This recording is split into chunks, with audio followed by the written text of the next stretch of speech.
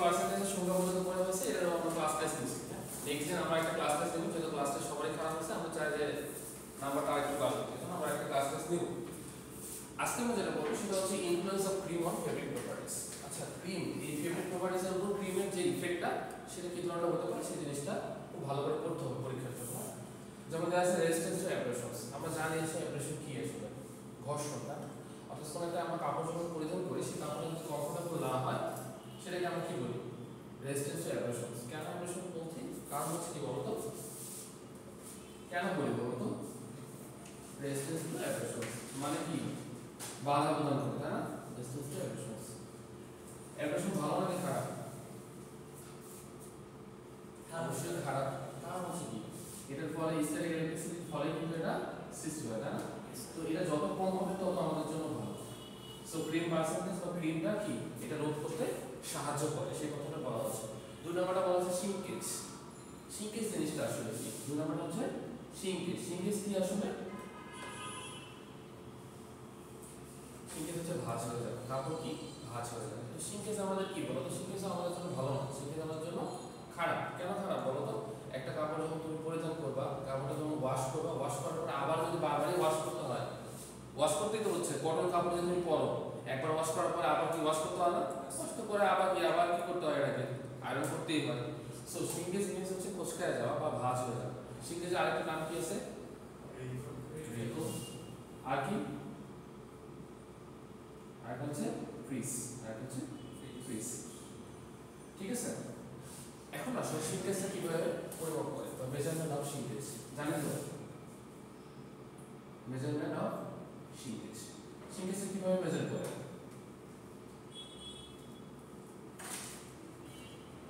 Measurement of শিঙ্কেজ, শিঙ্কেজটা কিভাবে measure করে, কিভাবে স্যার দেখো, before shrinkage minus before shrinkage minus after shrinkage, after shrinkage divided by before shinkage.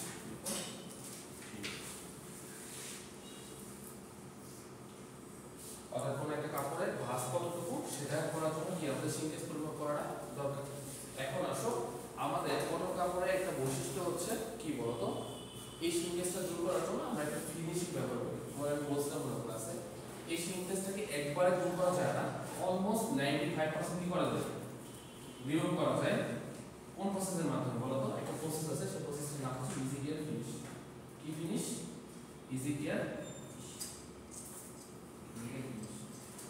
আমি বলতে পারলাম স্যার ইজি কেয়ার ফিনিশটা আসলে কি, ইজি কেয়ার ফিনিশ হচ্ছে একটা কেমিক্যাল ট্রিটমেন্ট প্রসেস, এই প্রসেসের মাধ্যমে কি করা হয়, প্রসেসের মাধ্যমে যে শিঙ্কেজটা আছে শিঙ্কেজটাকে কমানো হয়।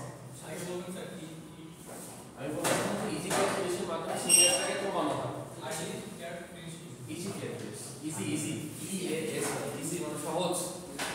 তো ইজি কেয়ার ফিনিশটা কি, ইজি কেয়ার ফিনিশটা হচ্ছে শুধুমাত্র কটন কাপড়ের উপর অ্যাপ্লাই করা হয়। কোন কাপড়ের উপর অ্যাপ্লাই করা হয়, কটন কাপড়ের উপর অ্যাপ্লাই করা হয়।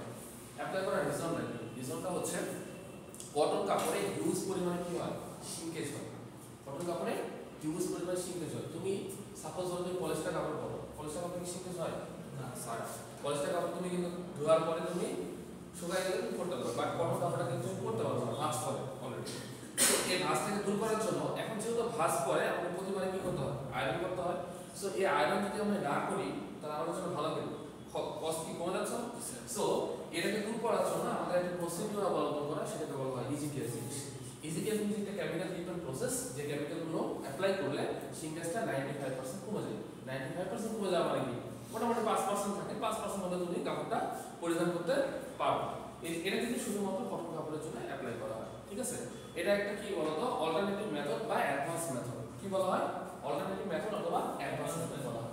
সো কেউ যদি কখনো বলে যে শিঙ্কেজ থেকে দূর করার জন্য কোনো প্রসিডিউর আছে কিনা, তোমরা বলবা ইজি কেয়ার ফিনিশের মাধ্যমে এই শিঙ্কেজটাকে দূর করা যায়। ক্লিয়ার? তারপর আসো হচ্ছে ফেব্রিক বিহেভিয়ার ডিউরিং স্টেন টেস্টিং।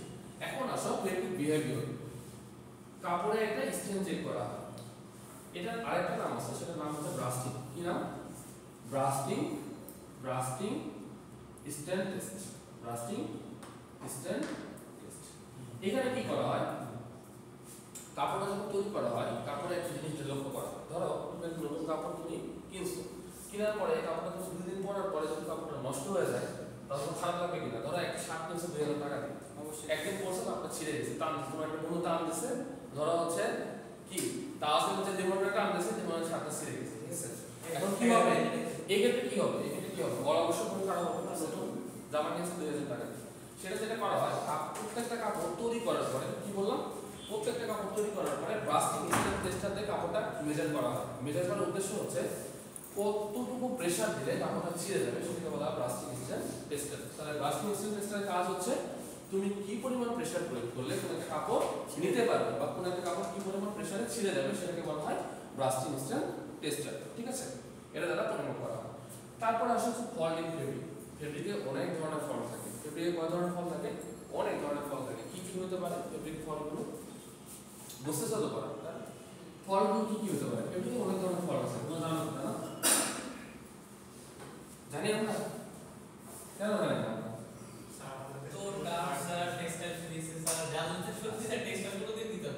আচ্ছা, fault in fabric, fault in fabric অনেক ধরনের ফল্ট হতে পারে, যেমন হচ্ছে ওয়েল মার্ক, ক্রিস মার্ক, পাট্টা, হোল, পিন হোল,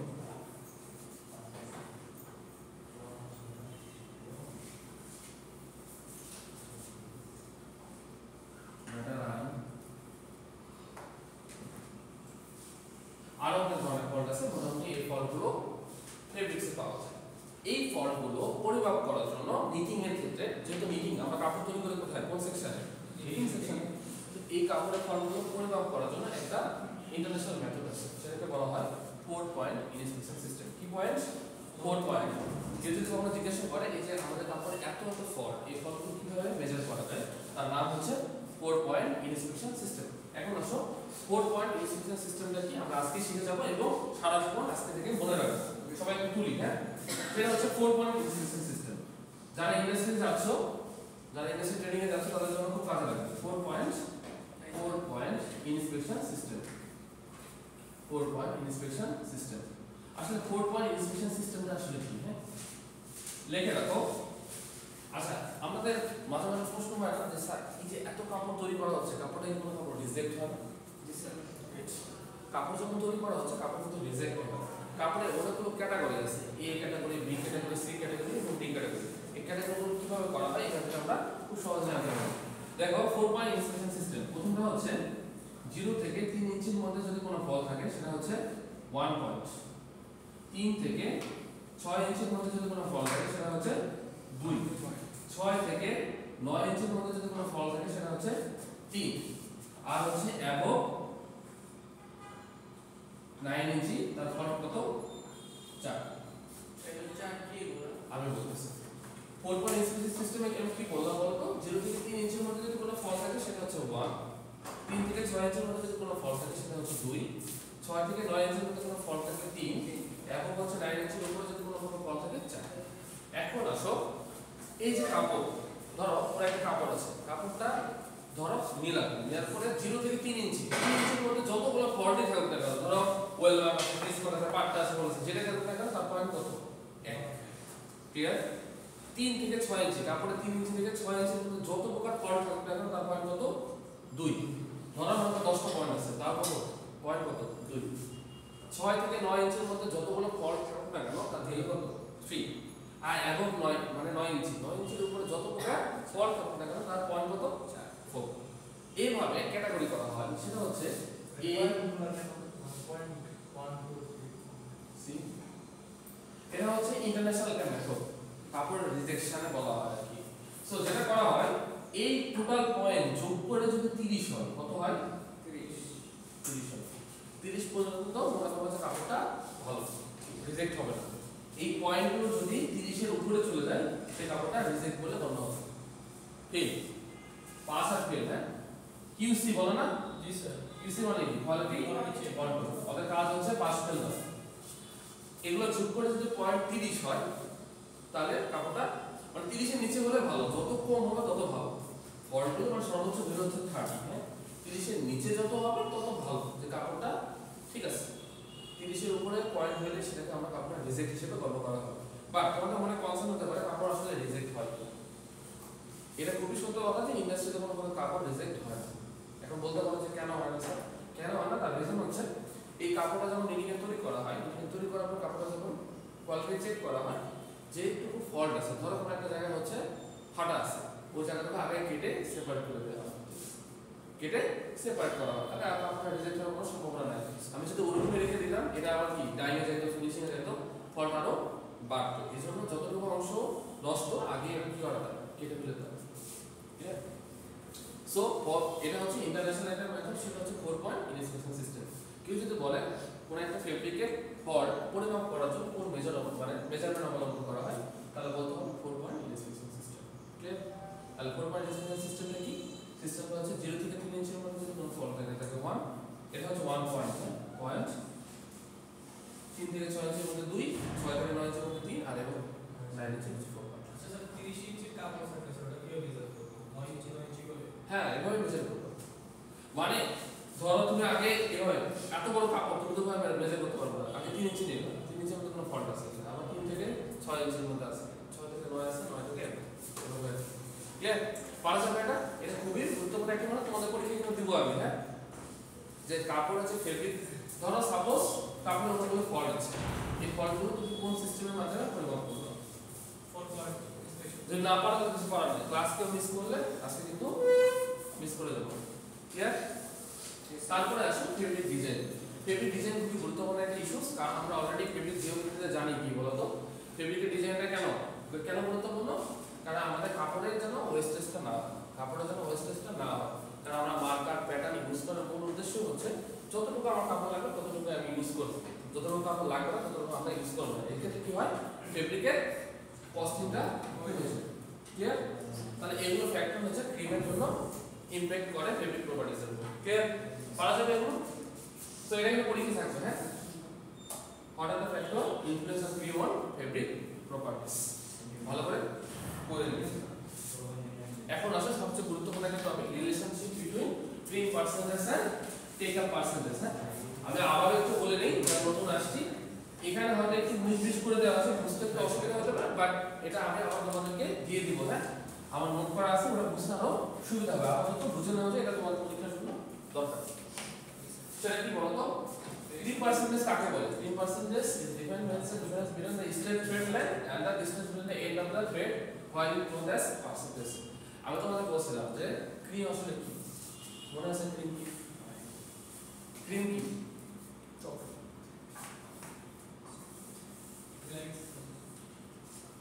কি বলছিলাম বলতো, কোন একটা ওয়ার্কের সুতা যখন ওয়েবটির মধ্যে যখন পাস করা হয় কি হবে, একটা উইভিনেসের সৃষ্টি হয়। উইভিনেস মানে কি? ঢেউয়ের মতো সৃষ্টি হয়, এটাকে বলা হয় ক্রিম বলা হয়। ক্রিম কিভাবে পরিমাপ করে? আমি বলছিলাম যে সুতা নেয়ার পরে সুতাটা কি যে অবস্থায় আছে, এটা একটা লেন্থ নিবা, মেজার করবা, একটা লম্বা করে একটা মেজার করবা, এইটার যে পার্সেন্টেজ সেটাকে বলা হয় ক্রিম পার্সেন্টেজ। বলছিলাম তোমাদের, খেয়াল রাখো কি বলা বলতো, কোন একটা সুতা যখন ধরা পড়া, এই যে আমাদের কাপড় কিভাবে ক্রিম মেজার করা হয় তোমাদের ল্যাব থেকে দেখানো যেত, এক্সেল টেস্টিং এন্ড কোয়ালিটি কন্ট্রোলে তোমরা গেলে ক্রিম পার্সেন্টেজ কিভাবে পরিমাপ করা এটা জানতে পারবে। তার আগে আমি একটু বলে দিই এটা কিভাবে পরিমাপ করা হয়। কোন একটা কাপড় থেকে সুতা খোলা, সুতাটা খোলার পরে সুতা মনে করো যে অবস্থা আছে, জলসর অবস্থা আছে না, তখন একটা তুমি লেন্থ দিলা, সুতরাং আবার লম্বা করবে না, লম্বা করে একটা লেন্থ দিবা, এটা হচ্ছে পার্সেন্টেজ, সেটা হচ্ছে ক্রিম পার্সেন্টেজ। ক্লিয়ার? এটাকে ক্রিম পরিমাপ করা হয়। কেন ক্রিম পরিমাপ করা দরকার এগুলো অলরেডি আমরা ওদিকে দেখে আসছি। এখন আসো কি রিলেশনশিপ আছে। প্রথমে একটা হচ্ছে ক্রিম পার্সেন্টেজ, এটা কিন্তু পরীক্ষায় থাকবে। হ্যাঁ, তাহলে ক্রিম পার্সেন্টেজ, আর একটা হচ্ছে টেক আপ পার্সেন্টেজ। তাহলে ক্রিম পার্সেন্টেজ কি লেখা যায় বলো তো? Cream percentage C equal two লেখা যায় হচ্ছে L - P/P ইনটু 100%। L কি? L হচ্ছে স্ট্রেট লেন্থ, P হচ্ছে কি ক্রিম লেন্থ, ডিভাইড বাই হচ্ছে ক্রিম লেন্থ ইনটু 100%, এটা হচ্ছে ক্রিম পার্সেন্টেজ। এই দুটোর মধ্যে একটা রিলেশন আছে, আমরা একটা দেখব। এটা হচ্ছে ক্রিম পার্সেন্টেজ। তারপরে আসো যেটা আছে সেটা হচ্ছে টেক আপ পার্সেন্টেজ। এখন টেক আপ পার্সেন্টেজ কি? টেক আপ পার্সেন্টেজ হচ্ছে কি বলো তো, এটাই জাস্ট L - P/L ইনটু 100%। তাহলে এটা কি, টিটা কি বলো তো? টেক আপ পার্সেন্টেজ টি কি বলো? টি হচ্ছে টেক আপ পার্সেন্টেজ, L মানে কি length of yarn before weaving R p কি length of yarn in the fabric after মানে কি বলতো কোন একটা ফেব্রিক নিবাস শুরুতে ইনিশিয়াল অবস্থায় একটা লেন্থ পরে তুমি পরে একটা যে লেন্থ ওই লেন্থের যে রেশিও সেটাকে বলা হয় টেক আপ পার্সেন্টেজ ঠিক আছে তাহলে 3% c ইকুয়াল কি লেখা যায় এটা কিন্তু আমাদের ম্যাথ আছে তো একটু দরকার c equal to l - p / p * 100% take up percent কি equal to l - p / l into 100% এখন এই দুটোর মধ্যে কি রিলেশন সেটা আমরা এখন দেখি বোঝা যাচ্ছে তো হ্যাঁ খুবই ইজি আছে একটু কনসেপ্ট আমার ক্লিয়ার আছে এখন আসো ফ্রম ইকুয়েশন আমি তোমরা একটু দেখো তাহলে বুঝতে পারবে আমি আর বলবো না ফ্রম ইকুয়েশন 1 থেকে কি লেখা যায় l - p / p * 100% তাহলে আর গুণ করো তাহলে একটা সমীকরণ আসে সেটা কি লেখা যায় বলো তো লেখা যায় কিনা এটা লেখা যায় কিনা দেখো তোমরা এটা করো এখান থেকে একটা সমীকরণ বের করে ফেলো কি করছো দেখো c / 100% কিনা দেখো l - p / p * 100% এখানে একটু বুঝতে অসুবিধা হচ্ছে কারণ ডট ডট ডট দিয়ে আছে সমস্যা নেই এটা আমার কাছে আশা করে দেব ঠিক আছে এটা জাস্ট ক্যালকুলেশন ইজি ক্যালকুলেশন খুবই ইজি আমি তোমাদের দেখা দিলে বুঝতে পারবো লাস্ট যেটা আসবে সেটা হচ্ছে এটা আমাদেরকে এটাই আনতে হবে সমীকরণটা হ্যাঁ c = 100t / 100 - t এটা হচ্ছে তোমাদের একটা সমীকরণ এটা হলো পরীক্ষায় থাকবে ঠিক আছে এটাকে ভালো করে পড়াশোনা করে নিও হ্যাঁ যোগ বিয়োগ এমনি যোগ বিয়োগ একটু করে নিও এই ইকুয়েশন 4 and 5 আর বিটুইন 10% টেক আপ পার্সেন্টেজ তাহলে 3% টেক আপ পার্সেন্টেজের সম্পর্ক কি বলতো c * 100t ডিভাইডেড বাই কত 100 - t এটা তোমাদের প্রমাণ করে দিতে হবে আচ্ছা ঠিক আছে আর এটা সুন্দর নোটটা আমি একটু পরে তোমাদের দিয়ে দিচ্ছি ওকে স্যার ওখানে খুব সুন্দর করে দেওয়া আছে সাজানো আছে তাহলে তোমাদের এটা বুঝতে অসুবিধা হবে ক্লিয়ার আমি একটু দ্রুত একটু আগাচ্ছি কারণ টাইম নেই আমার হ্যাঁ এখন আসলে ম্যাথে আসি এই ম্যাথের এই সূত্রগুলো আগে সবার আগে এদিকে তাকাও এই সূত্রগুলো একটু বুঝে নাও তারপর আমরা ম্যাথ করব তোমাদের ম্যাথ কিন্তু পরীক্ষা থাকবে হ্যাঁ জি স্যার তাহলে তো ম্যাথ থাকবে পরীক্ষা থাকবে প্রথম বলা আছে দেখো 3% এর একটা সূত্র আছে c = কি লিখছে বলো তো l - s/s * 100% আমরা একটু বলতে পারবো স্যার একটু ঠিক করে আসলাম s হলো কেন সমস্যা দেখো l কি l হচ্ছে কি এখানে বলো তো l হচ্ছে ওয়ার্ক লেন্থ একটু সবাই তুলি হ্যাঁ তাহলে ম্যাথ করতে সুবিধা হবে নাহলে বুঝতে অসুবিধা হয়ে যাবে l হলো কি ওয়ার্ক লেন্থ s কি s হচ্ছে ক্লোজ লেন্থ s কি ক্লোজ লেন্থ s হচ্ছে ক্লোজ লেন্থ তাহলে ওয়ার্ক লেন্থ l = কি লেখা যায় ওয়ার্ক লেন্থ l = লেখা যায় হচ্ছে 1 + c * কি s l = কি লেখা যায় বলো তো 1 + c * s c মানে কি c হচ্ছে ক্রিম পার্সেন্টেজ s মানে হচ্ছে ক্লোজ লেন্থ তাহলে ক্লোজ লেন্থ s = কি লেখা যাবে l divided by 1 + c এখান থেকে লেখা যায় কি দেখো তো l = কি লেখা যায় 1 + c * s তাহলে s মানে কি s মানে হচ্ছে ক্লোজ লেন্থ যদি ক্লোজ লেন্থ বের করতে চাই তাহলে s = কি লেখা যায় l / 1 + c বুঝতেছো তো বুঝা আমি একটু আগে বললাম এটা সূত্র c = l - s/s * 100% l মানে কি l মানে হচ্ছে ওয়ার্ক লেন্থ s মানে হচ্ছে ক্লোজ লেন্থ s মানে কি ক্লোজ লেন্থ * 100% এখান থেকে আমাকে বের করতে বলা হচ্ছে ওয়ার্ক লেন্থ তাহলে ওয়ার্ক লেন্থ = l = কি লেখা যায় 1 + c * s এখন s মানে কি ক্লোজ লেন্থ তাহলে ক্লোজ লেন্থ আমাকে বের করতে বলা আছে তাহলে ক্লোজ লেন্থ বের করলে s = কি লিখতে পারবো l / 1 + c এটা একটা সূত্র ক্লিয়ার পারা যাবে না তাহলে কি l হচ্ছে কি ওয়ার্ক লেন্থ আর c হচ্ছে ক্রিম পার্সেন্টেজ ক্লিয়ার তাহলে এই সূত্রগুলো থাকো তাহলে আমরা এই পাশ থেকে দেখলে আমাদের সুবিধা হবে এখন দেখো একটা ম্যাথ আছে এই বুঝতেছো জি স্যার আচ্ছা এখানে কি বলা আছে দেখো a cotton cloth is analyzed and from a tested tip is কত 20 cm তারপর বলা আছে যে মেইন ওয়ার্কিং কত 21.2 cm এটা মানে both the cream and take up percentage তো cream percentage আর take up percentage সূত্র কি বলো এটা কি পড়ে আসতো c = 100 স্যার রিলেশনটা স্যার হ্যাঁ ওখানে c কোটা আমরা কি পড়ে আসছে বলো না l - p / p p কি করছি l - divided by s এটা করছিল নাকি এটা করছিল করছি না দেখো এটা বলা আছে দেখো তাহলে 3% এখান থেকে বের করো তাহলে মেইন ওয়ার্ক টাইম কত 21.2 মান কত দেয়া আছে 20 সেন্টিমিটার ডিভাইডেড বাই কত 20 ইনটু 100% সেটা কি করেছে ক্রিম পার্সেন্টেজ তাহলে টেক আপ পার্সেন্টেজ এর ভ্যালু কত 21.2 মাইনাস পি এর ভ্যালু কত 20 ডিভাইডেড বাই কত 21.2 বুঝছেন কি না জি স্যার বলতেছে সূত্র বুঝছেন বুঝছো তাহলে পারা যাবে না এটাই থাকবে পরীক্ষা 5 মার্কসের জন্য 10 মার্কস 5 রিসেট থাকবে ইজি কি না ইজি কি না দেখো সি মানে কি ক্রিম পার্সেন্টেজ বের করতে বলছে L minus P by P into 100% এর ভ্যালু দিয়েছে পি এর ভ্যালু দিয়েছে পি এর ভ্যালু দিয়েছে এখানে হচ্ছে এল এর ভ্যালু পি এর ভ্যালু এল এর ভ্যালু দিয়েছে পারা যাবে এখন আছে 2 নম্বরে এখন 2 নম্বরে কি হবে বলো তো 2 নম্বর আরেকটা ম্যাথ আছে 2 নম্বর ম্যাথটা কি এটাও পারার কথা এখন আসলে এই যে এখানে আছে এখানে পড়ালাম কি করা বলো তো বলা আছে যে calculate the length of wart required to weigh 160 meter of cloth if the wart trim is 12%. Calculate the length of wart. তাহলে wart এর length মানে কি l এর তাহলে l এর সূত্র আমরা কি পড়ছি আর এখানে কি দিয়েছে cloth তাহলে cloth এর সূত্র আমরা কি পড়ছি বলো তো কি পড়ছি বলো আচ্ছা এখানে আগে সবার আগে দেখো এটা কি দিয়ে আছে 160 টাকা কি দিয়ে আছে কার নাম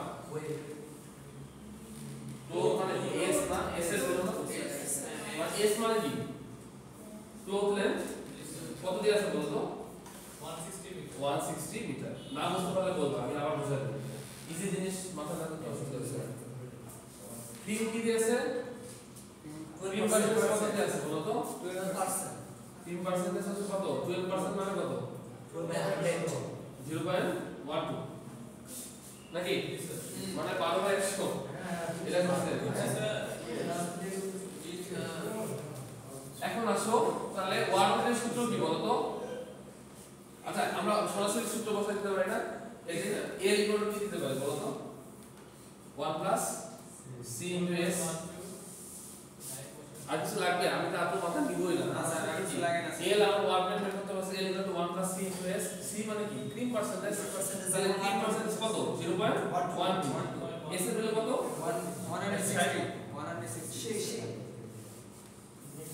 180.2 মিটার কিসে কিনা আমার আগে কিছু দরকার নেই এখন এটা আমার দরকার দেখা দরকার আছে তাহলে এই কত 1 প্লাস ইনভার্স পারবা না এগুলো 40 মার্ক এগুলো পারবা না ইজি না কমপক্ষে 10 মার্ক মানে 40 এ 10 কমবেই থাকে ইনশাআল্লাহ মাত্র তারপর 3 নাম্বার কথা না 3 নাম্বার ম্যাথটা আসো 3 নাম্বার ম্যাথে কি আছে বলো তো what is the length of cloth what এখন কি বের করতে বলছে ক্লথের লেন্থ বের করতে বলছে তাহলে আমার কি বের করতে বলছে s তাহলে s করলে আমরা একটু কি দেখলাম l divided by 1 plus c দেখছি কিনা তাহলে l এর ভ্যালু কত আছে দেখো তো 800 মিটার ওয়াট লেন্থের ভ্যালু তাহলে কত 800 c এর মান কত আছে দেখো তো 8% মানে কি 8% মানে 0.8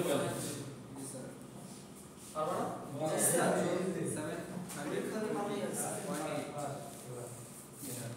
পারা যাবে এই জিনিসটা এই ম্যাথগুলো থাকবে খুব ইজি কিনা সবার আগে যে সূত্রগুলো আছে তিন চারটা সূত্র একটু দেখে নিও ওখান থেকে কোনটা কি বের করতে বলছো ইজি বের করতে পারছো 9 এর ম্যাথের মধ্যে ক্লিয়ার ওকে স্যার পারা যাবে এই ছিল তোমাদের পড়াশোনা এখন এই চ্যাপ্টারের উপর কি কি পড়তে হবে এটা একটু লিখে নাও মাশাআল্লাহ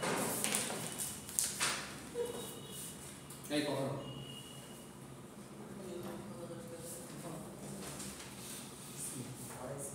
দেখো এখান থেকে ভালো করে পড়ো ফেব্রিক জিওমেট্রি কি হ্যাঁ ফেব্রিক জিওমেট্রি কি ফেব্রিক জিওমেট্রি কেন টেক্সটাইলে ব্যবহার করা হয় খুব ভালো করে পড়ো ফেব্রিক জিওমেট্রি কি এবং কেন টেক্সটাইলের জন্য ফেব্রিক জিওমেট্রি ব্যবহার করা হয় ক্লিয়ার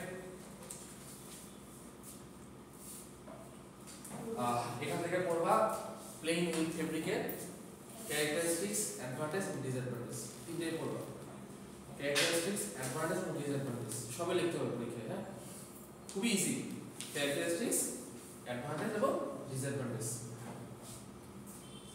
প্লেইং উইথ ফেব্রিক কেন ব্যবহার করা হয় তার সুবিধা এবং অসুবিধা কেন ঠিক আছে পারা যাবে না এটা লাস্টেরটা কি বললাম লেখো characteristics of playing with fabric advantage and disadvantage of playing with fabric এটা তো লিখছি স্যার সিটির মধ্যে আবার ঘুরাই দেবেন না তো করেছে সমস্যা বাট এগুলো একটু বোঝার চেষ্টা করো ম্যাথ এখন ম্যাথের সাথে ভ্যালু চেঞ্জ করে দিতে পারবো না করতে এই ভ্যালু থাকবে না ভ্যালু চেঞ্জ থাকবে হ্যাঁ ভ্যালু চেঞ্জ থাকবে কিন্তু ম্যাথ এটাই থাকবে এর আগে বলে নিলাম এই হুবহু আবার 740 করে আর অ্যানসার মিলে আসবে আল্লাহ হাফেজ স্যার দিয়ে না দিয়ে স্যার এবার স্লাইডের মতোই দিয়ে দিন স্যার প্লিজ স্যার 20 মার্ক দেন না স্যার ম্যাথে 20 মার্ক দেন থিওরি 20 মার্ক না লাগবে স্যার ম্যাথে 10 থাকবে ইনশাআল্লাহ ম্যাথে 10 থাকবে এখান থেকে ক্রিম পার্সেন্টেজের সংখ্যা খুব ভালো করে পড়বা আর এটার ব্যাখ্যাটা ভালো করে পড়ে আসবে হ্যাঁ এটার অনেক ব্যাখ্যা আছে এটা আমি তো বললামই অলরেডি আছে ক্লাসে এটার ব্যাখ্যাটা ভালো করে দেখবা নাহলে আমরা ইউটিউবে ভিডিওটা দেখে নেব কিভাবে হচ্ছে ক্রিমের উপর বেবি প্লাস করে হ্যাঁ আরে আগে এগুলো আছে না ভিডিও দেখো আর ওয়েবসাইটে লিখতে হবে দেখছি ভিডিও ছাড়া হয় না আর এটা পরীক্ষা থাকবে মাস তোমাদের কমন দিয়ে দেয় 5 marks relation between cream percentage and taker percentage so হ্যাঁ পুরাটাই করতে হবে কোনো ভুল যাওয়া যাবে না ভুল করলে নাম্বার কাটা যাবে কিন্তু স্যার এই স্লাইডের এরকম করে আমি দিয়ে দেবো আমার নোট করা আছে এটা হয়তো বুঝতে অসুবিধা হবে আমার নোটটা দিয়ে দেবো তোমাদের জন্য সুবিধা হবে আমি করি না খুব ইজি করে বানানো আছে আমি দিয়ে দেবো তোমাদের ওটা আমার নোট থেকে কোনো পড়ো স্লাইড দেখা লাগবে না রিলেশনটা সো এটা খুব ভালো করে পড়ো পরীক্ষার জন্য 5 মার্কস তোমাদের থাকবে মাস্ট সো আমি কিন্তু অলরেডি বলে দিচ্ছি তোমাদের এরপরে যদি পরীক্ষা খারাপ করো আমার কিছু করার নেই ঠিক আছে তারপরে হচ্ছে দেখো অলরেডি এখান থেকে দেখো 10 আর 5 15 অলরেডি এখানে 20 মার্কের মতো এখানে কমন আছে সো কেউ যদি এই চ্যাপ্টারটাও ভালো করে করতে পারো তাহলে 20 মার্ক তুমি ইজিলি তুলতে পারো 40 আর 20 থেকে আর আসবে ওটা কিন্তু আসছে স্যার আছে স্যার দেখে দিতে স্যার ক্লিয়ার আর এই ম্যাথগুলো একটু ভালো করে পড়ো হ্যাঁ কোনো কনফিউশন আছে হ্যাঁ এই ম্যাথগুলো থেকে দুইটা ম্যাথ তো থাকবে মাস্ট স্যার আমাদের এখানে এই রুম দিয়ে না স্যার পাশের রুমে দিয়ে না স্যার এত রুম স্যার ক্লিয়ার কোনো কনফিউশন স্যার ক্যামেরাটা অফ করো